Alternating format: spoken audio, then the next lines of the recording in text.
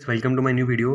तो इस वीडियो में जो मैंने क्वेश्चन डाला है वो कुछ ऐसा है कि एफ एक्स एक इवन फंक्शन है, ठीक है, और उसका मैपिंग मेरे को दिया हुआ है -पाई से लेके 1,3, यानी ये हो गया डोमेन इसका -पाई से पाई, और कोडोमेन यानी कि एक रेंज का पार्ट, ये इसका रेंज हो गया 1 से लेके 3, ठीक है।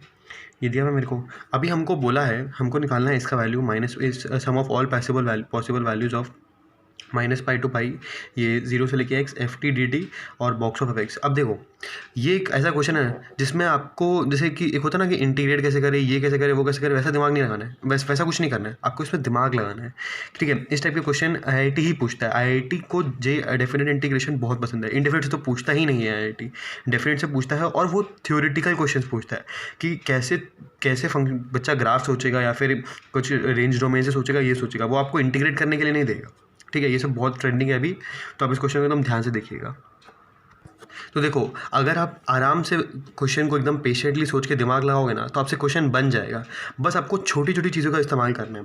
तो सबसे पहले तो देखो, मेरे को पता है कि मेरे को कुछ फंक्शन दिया नहीं है, इसका मतलब मेरे को इसी में कुछ मैनिपुलेशन करना है। तो सबसे पहले मैंने इसको अलग एक बार अलग से लिखा। ये लिखा हुआ है -पाई से लेके पाई, ठीक है। ये लिखा हुआ है 0 से लेके x F T D T, ठीक है, और ये बाहर में dx, प्लस ये लिखा हुआ है -पाई से लेके pi box of F X D X, ठीक है। अब देखो, ये देख के लगेगा कि ये है डबल इंटीग्रेशन। डबल इंटीग्रेशन तो हमें सिखाया जाता नहीं है, वो सब तो बहुत बात की बातें हैं। तो कैसे सोचें?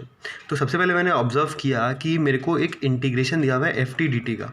तो मैंने पहला प्रॉपर्टी देखा, मेरे को दिया हुआ है F x is an even function, ठीक है। अब सोचो कि अगर फंक्शन हमें पता है कि अगर फंक्शन इवन है, जैसे मान लो x² है, तो उसका डेरिवेटिव आएगा 2x, यानी फंक्शन आ जाएगा ऑड। और अगर मैं उसको इंटीग्रेट करूँ तो आएगा x³/3, तो उसका इंटीग्रेशन में कितना आएगा? ऑड।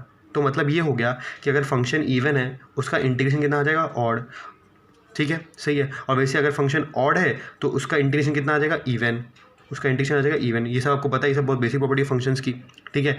तो मैं फिर से बता देता हूँ, इवन फंक्शन है, उसका इंटीग्रेशन आया ऑड।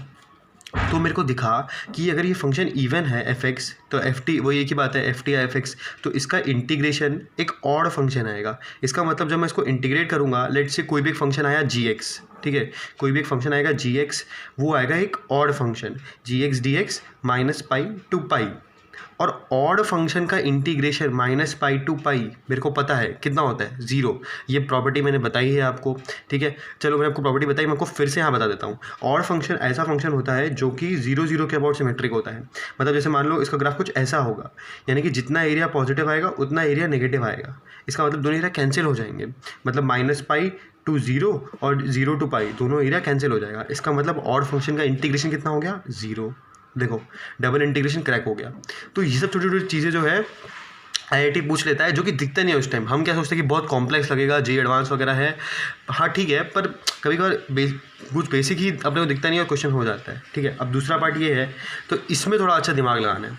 इसमें दिया हुआ अपने को -पाई से लेके pi box of F X D X. अब देखो, बहुत सिंपल फंक्शन की प्रॉपर्टी का यूज़। मेरे को दिया हुआ है कि रेंज 1 से 3 है, ठीक है। अब बॉक्स एफ एक्स दिया हुआ है, इसका मतलब रेंज मेरे को दिया हुआ है 1 से लेके 3, मैं लिख देता हूँ एक बार। अब बॉक्स एफ एक्स दिया हुआ है, तो बॉक्स एफ एक्स लिमिटेड है, मतलब उसकी वैल्यूज़ लिमिटेड है। तो 1 से लेके 3 में बॉक्स कैसे आ सकता है? जैसे मान लो एक रेंज होगा जिसमें 1 से लेके कुछ 1 पॉइंट समथिंग होगा, ठीक है, उसका बॉक्स कितना आ जाएगा? उसका बॉक्स आ जाएगा 1। और कुछ ऐसा होगा कि 1 पॉइंट समथिंग से लेके कुछ 2 के आसपास होगा, ठीक है, कुछ 2 के आसपास होगा, 2 पॉइंट समथिंग के आसपास होगा, उसका बॉक्स कितना आ जाएगा? 2। इसका मतलब, और 3 के ऊपर तो होगा नहीं, इसका मतलब बॉक्स की 2 पॉसिबल वैल्यू है। एक पॉसिबल वैल्यू है 1, एक पॉसिबल वैल्यू है 2, ठीक है। अब मैं क्वेश्चन पे ध्यान लगाता हूँ। क्वेश्चन पे मेरे को क्या बोला है? सम ऑफ ऑल पॉसिबल वैल्यूज़। मेरे को क्वेश्चन में बोला है सम ऑफ ऑल पॉसिबल वैल्यूज़। तो इसका मतलब मेरे को पॉसिबिलिटी सोचनी है। तो पॉसिबिलिटी से मेरे को दिखा कि एक बार ये हो सकता है 1, एक बार ये हो सकता है 2। इसका मतलब 2 पॉसिबिलिटी है। -पाई से लेके भाई बॉक्स का वैल्यू डाल दिया 1 इंटू डी एक्स, प्लस एक पॉसिबिलिटी ये हो गई, एक पॉसिबिलिटी हो गई -पाई से लेके पाई बॉक्स का वैल्यू कितना होगा? 2। तो 2 इंटू डी एक्स। इसका मतलब ये हुआ कि यहाँ से एक आंसर आएगा आपके पास कितना? 2 पाई, और यहाँ से एक आंसर कितना आ जाएगा? 4 पाई, ठीक है। सिंपली दिख रहा है, ये तो 2dx और ये 1dx हो गया इंटीग्रेट। इसका मतलब 2 पॉसिबल वैल्यू होंगे आपको, 2 पाई और 4 पाई। अपने से क्या पूछा है? सम ऑफ ऑल पॉसिबल वैल्यूज, बस इनका सम कर दो, तो आपका आंसर कितना आ जाएगा? यहाँ से 6 पाई। तो आंसर आ जाएगा आपका सी, 6 पाई, ठीक है। तो देखो, ये सवाल बहुत ही जल्दी करने का है अगर आपको क्लियर कॉन्सेप्ट्स यूज़ करना आता है, ठीक है। मेरे को पता है कि सवाल लिमिटेड ही है। देखो, जो सवाल में कुछ हाइप दिया ही नहीं है, ना तो कोई बड़ा फंक्शन दिया हुआ है, ना तो ये बस उन्होंने छोटी छोटी प्रॉपर्टी स्टार्टिंग में मेंशन कर दी और उन्हीं को यूज़ किया है मैंने क्वेश्चन सॉल्व करने के लिए। ज़्यादा कुछ दिमाग नहीं लगाया, बहुत बेसिक यूज़ किया, ठीक है। और डरने का नहीं है किसी भी क्वेश्चन से। अगर आपको आता है बेसिक्स तो आप आराम से कर लोगे। मैं ऐसे सवाल आगे और डालूंगा, आप ज़रूर देखिएगा, ठीक है। Thank you.